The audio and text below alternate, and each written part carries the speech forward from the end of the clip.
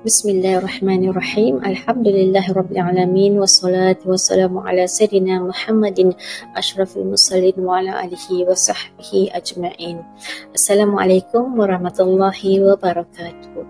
InsyaAllah hari ini kita akan kongsikan sama-sama bagaimana cara untuk kita melakukan solat sunat duha dan solat istikharah dengan membaca dua niat dalam satu solat sunat, yakni dengan melakukan solat sunat 2 rakaat sahaja. Okey, seperti biasa kita lakukan solat sunat duha dengan membaca niat solat sunat duha, tetapi pada kali ini kita akan tambah untuk disertakan dengan solat sunat istikharah. Niatnya mudah sahaja aku menunaikan solat sunat duha dan solat sunat istikharah sebanyak 2 rakaat kerana Allah Ta'ala. Okey, kemudian kita akan membaca surah-surah Al-Fatihah dan surah-surah lazim seperti biasa, dan setelah selesai 2 rakaat kita boleh mengulanginya lagi sebanyak 2 rakaat yang seterusnya sehinggalah kita mampu untuk menunaikan sebanyak mungkin, iaitu mungkin 8 rakaat ataupun sebanyak yang mana kita mampu. Okey, insya-Allah jika tak mampu cukup sekadar dengan melakukannya 2 rakaat setiap hari secara istiqamah. Okey, kemudian di skrin sekarang saya tunjukkan apa yang dapat kita pelajari daripada kitab Khulasah. Okey, yang telah diajarkan oleh guru saya, Ustazah Fitrah At-Tarimiyah, iaitu kita membaca doa ini, doa solat sunat duha yang dipaparkan di skrin sekarang setelah kita selesai solat sunat duha dan istikharah tersebut.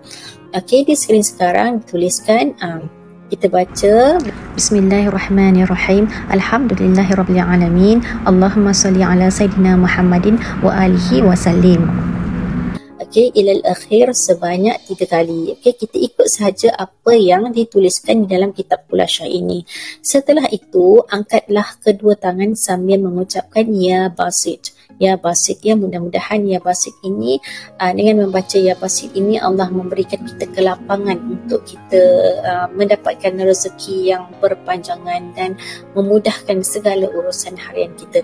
Okey, dituliskan di sini, angkatlah kedua tangan sambil mengucapkan Ya Basit. Okay? Ya Basit ni kita angkat tangan kita tinggi-tinggi sebanyak kemudian kita akan membaca Ya Basit, Ya Basit, Ya Basit sebanyak 10 kali. Kemudian genggamlah sebentar kedua tangan sambil membaca. Okay, kita genggam sambil membayangkan apa saja yang kita minta dengan Allah, yang kita hajati, yang kita doakan. Semoga mudah-mudahan semuanya berada dalam genggaman kita dengan izin Allah. Okey, kemudian sambil kita menggenggam tangan tersebut, kita membaca doa yang berikut. Bismillahirrahmanirrahim. Ibsud alaina al-khaira wa rizqi ilal akhir. Okey, kita baca sekali sahaja.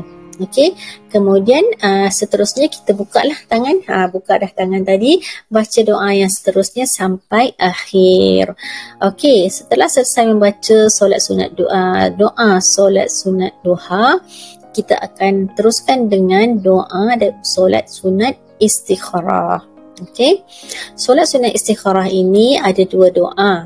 Yang pertama adalah doa solat sunat istikharah secara umum. Okey, sekiranya kita mempunyai hajat yang tertentu, maka kita akan membaca doa yang kedua ini. Okey, doanya di sini Bismillahirrahmanirrahim. Alhamdulillahirrabbilalamin.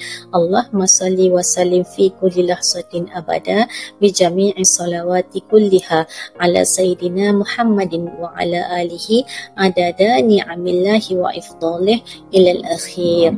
Okey, insya-Allah mudah-mudahan dengan perkongsian ini kita akan mampu untuk menambahkan amal ibadah kita, yakni mampu melakukan solat sunat duha dan istikharah dengan istiqamah setiap hari, dan mudah-mudahan kita akan sentiasa mendapat keredaan daripada Allah.